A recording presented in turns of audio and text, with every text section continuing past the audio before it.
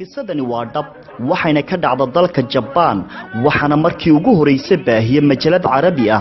oo xiganaysa wargeys loo kala oo ka soo baxa magaalada Tokyo waxaa jira wiil iyo gabar aad isku jeclaa oo ka wada shaqeyn jiray goob lagu sifeeyo sawirada kaamirada lagu qaado wiilka inta badan wuxuu shaqeyn jiray gelinka hore ee maalinkii halka gabadhuna ay soo shaqo gali jirtay gelinka dambe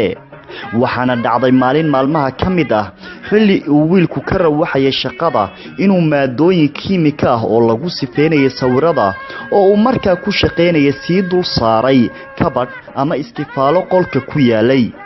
inantii ayaa markii ay soo shaqo tagtay gelinkii dambe ee ay guda gashay howl maalmeedkeedii caadiga ahaa waxa ay si kadis ah ugu baahatay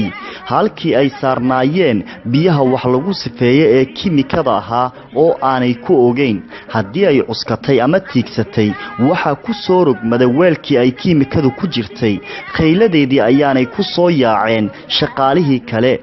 markii ay arkeen in xaaladeedu khatar ku jirtana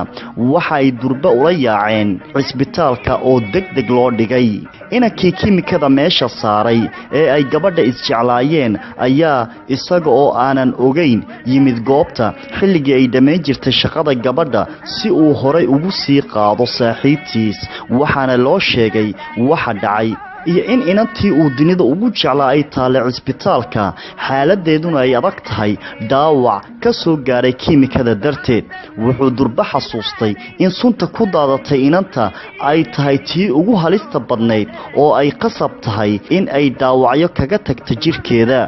wiilkii inta uu aruursado wixii meherada alaab ka yaalay iyo sawiradii xasuus reebka ahaa ee ay ku wada jireen isaga iyo jaceylkiisa ayuu dhaqaajiyay iyadoo aanay cid ogeyn meel uu tagay iyo sababta uu u tagay midna asxaabtii iyo ehladii inanta ayaa tagay cisbitaalkii waxaanay la kulmeen iyadoo xaaladeedu aad u wacan tahay loona sameeyay qaliin qurxin ah